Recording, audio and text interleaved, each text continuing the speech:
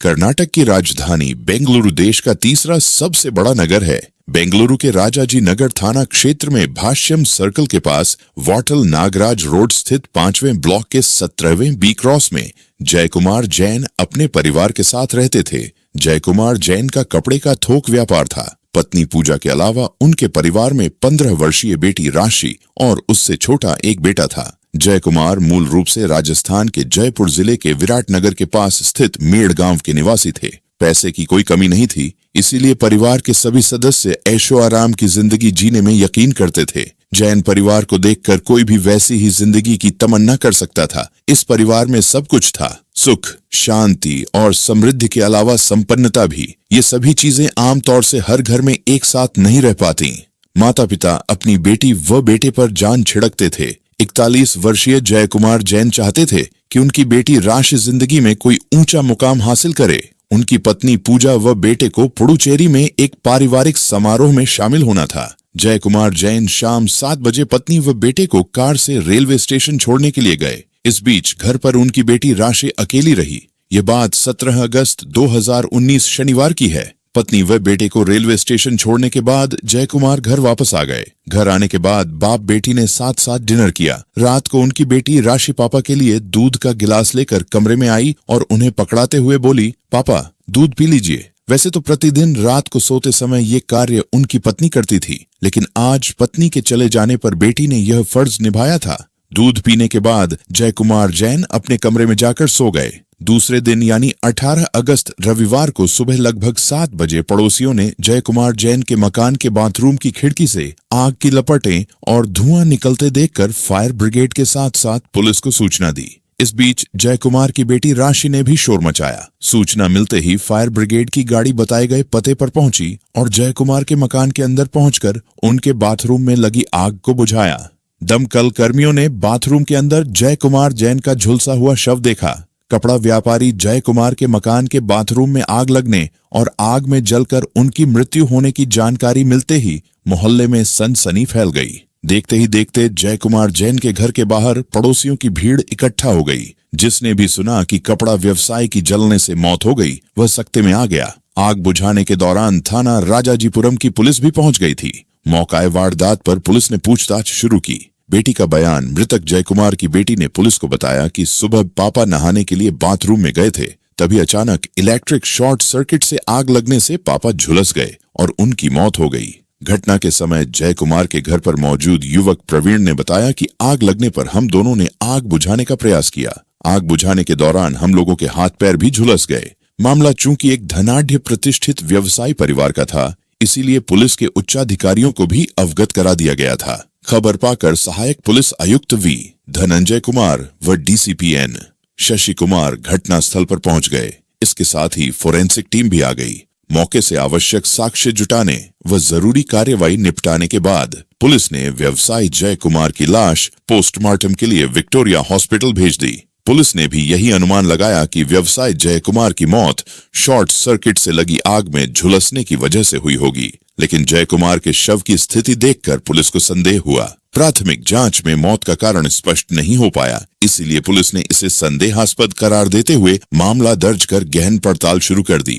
डीसीपीएन शशि कुमार ने इस सनसनीखेज घटना का शीघ्र खुलासा करने के लिए तुरंत अलग अलग टीमें गठित कर आवश्यक निर्देश दिए। पुलिस टीमों द्वारा आसपास रहने वाले लोगों व बच्चों से अलग अलग पूछताछ की गई तो एक चौंका देने वाली बात सामने आई। पुलिस को मृतक जयकुमार की बेटी राशि व पड़ोसी युवक प्रवीण के प्रेम संबंधों के बारे में जानकारी मिली। घटना के समय भी प्रवीण जयकुमार के घर पर मौजूद था। पुलिस को समझते देर नहीं लगी कि जरूर दाल में कुछ काला है। मकान में जांच के दौरान फोरेंसिक टीम को गद्दे पर खून के दाग मिले थे, जिन्हें साफ किया गया था। इसके साथ ही फर्श व दीवार पर भी खून साफ किए जाने के चिन्ह थे।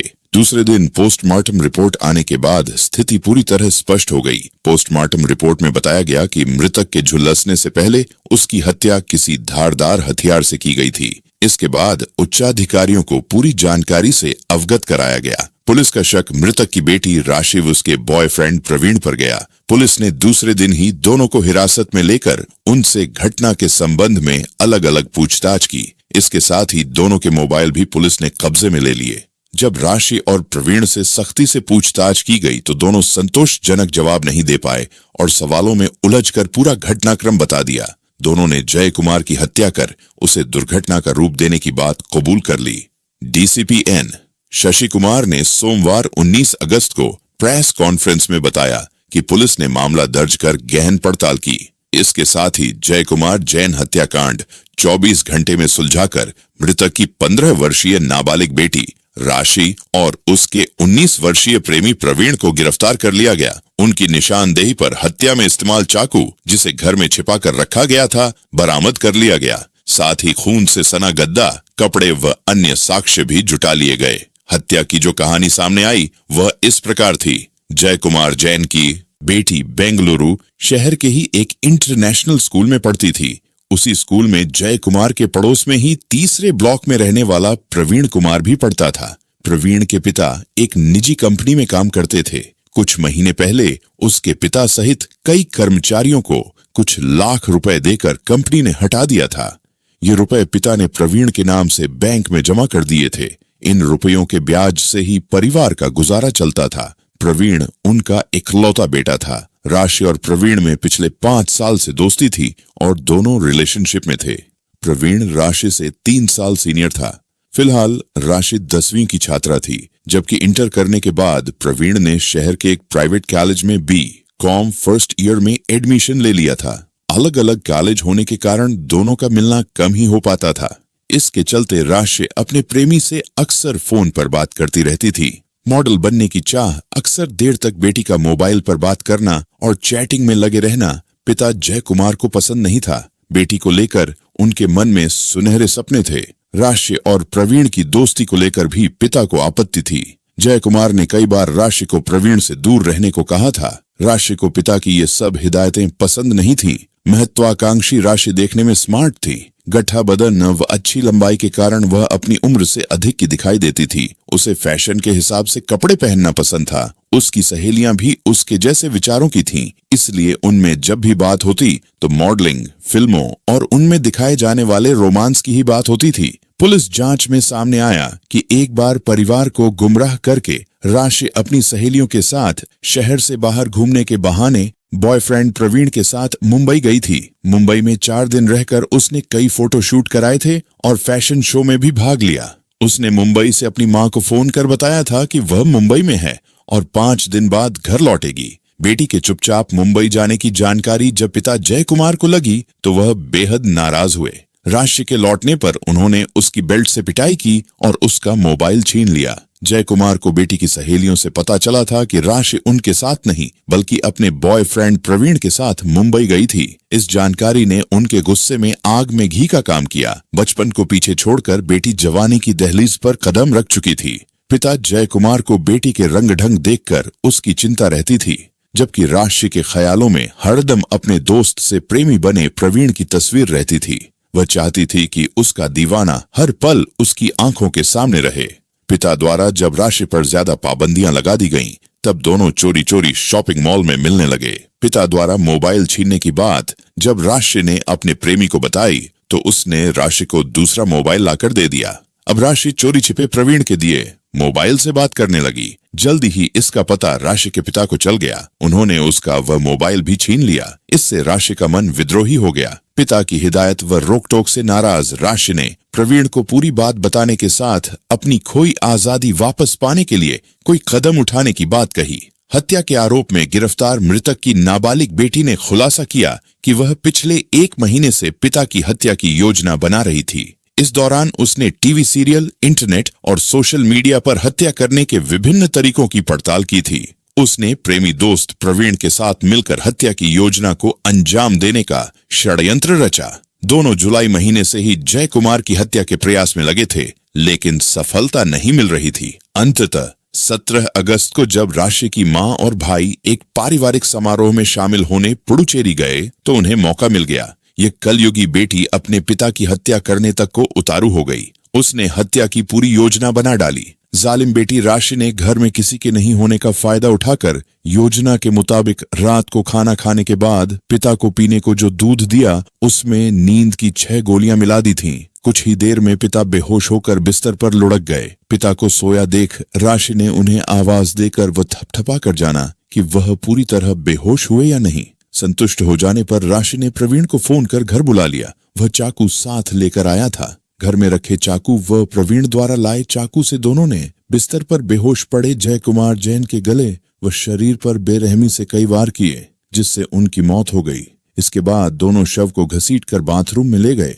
हत्या के सबूत मिटाने के लिए कमरे में फैला खून व दीवार पर लगे खून के छींटे साफ करने के बाद बिस्तर की चादर वॉशिंग मशीन में धोकर सूखने के लिए फैला दी। इसके बाद दोनों आगे की योजना बनाने लगे। सुबह 7 बजते ही राशि घर से निकली और 3 बोतलों में पेट्रोल लेकर आ गई। दोनों ने बाथरूम में लाश पर पेट्रोल डालकर आग लगा दी। इस दौरान दोनों के पैर व प्रवीण के हाथ भी आंशिक रूप से झुलस गए। आग लगते ही पेट्रोल की वजह से तेजी से आग की लपटें और धुआं निकलने लगा। बाथरूम की खिड़की से आग की लपटें व धुआं निकलता देखकर पड़ोसियों ने फायर ब्रिगेड ऑफ पुलिस को फोन कर दिया था। इस बीच राशि ने नाटक करते हुए मदद के लिए शोर मचाया और लोगों को बताया कि उसके पिता बाथरूम में नहाने गए थे। तभी अचानक इलेक्ट्रिक शॉर्ट सर्किट होने से आग लग गई, जिससे वह जल गए। इस तरह दोनों ने हत्या को दुर्घटना का रूप देने का प्रयास किया, लेकिन सफल नहीं हो पाए। बेटी को पिता की हत्या करने का फिलहाल कोई मलाल नहीं है। हत्याकांड का खुलासा होने के बाद पुलिस ने जब उसे गिरफ्तार किया तब परिवार के सभी लोग अचंभित रह गए। सोमवार की शाम को राशि की मां व भाई भी लौट आए थे। मां ने कहा कि शायद हमारी परवरिश में ही कोई कमी रह गई थी। हालांकि घर वालों ने उसे पिता के अंतिम संस्कार में भाग लेने को कहा, लेकिन राशि ने साफ इनकार कर दिया। उधर प्रवीण के माता पिता को अपने बेटे के प्रेम प्रसंग की कोई जानकारी नहीं थी। प्रवीण राशि के पिता से नाराज था। उसने गिरफ्तारी के बाद बताया कि उन्होंने उसे सार्वजनिक रूप से चेतावनी देते हुए अपनी बेटी से दूर रहने को कहा था। साथ ही कुछ दिन पहले उन्होंने राशि का मोबाइल छीन लिया था। इस पर उसने अपनी गर्लफ्रेंड को नया मोबाइल गिफ्ट किया तो उसके पिता ने वह भी छीन लिया। वह उसकी गर्लफ्रेंड को पीटते डांटते थे, जो उसे अच्छा नहीं लगता था। आखिर में प्रवीण ने अपनी गर्लफ्रेंड को पिता की प्रताड़ना से बचाने का फैसला लिया। मंगलवार को हत्यारोपी बेटी से मिलने कोई भी रिश्तेदार नहीं पहुंचा। लड़की की मां भी घर पर ही रही। राशि ने पुलिस को बताया कि उसने अपने पिता को चाकू नहीं मारा, लेकिन घटना के समय वह मौजूद थी।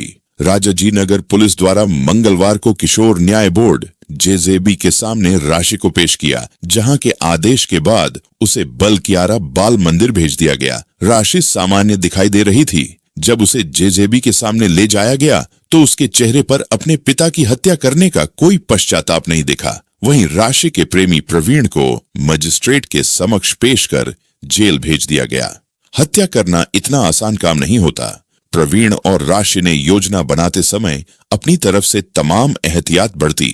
दोनों हत्या को हादसा साबित करना चाहते थे, लेकिन वे भूल गए थे कि अपराधी कितना भी चालाक क्यों न हो, कानून के लंबे हाथों से ज्यादा देर तक नहीं बच सकता। बेटा हो या बेटी, माँ बाप को उनके चरित्र और व्यक्तित्व का ध्यान रखना चाहिए, क्योंकि माँ बाप की आंखों में धूल झोंक कर गलत राहों पर उतर जाते हैं तो उन्हें संभाल पाना आसान नहीं होता।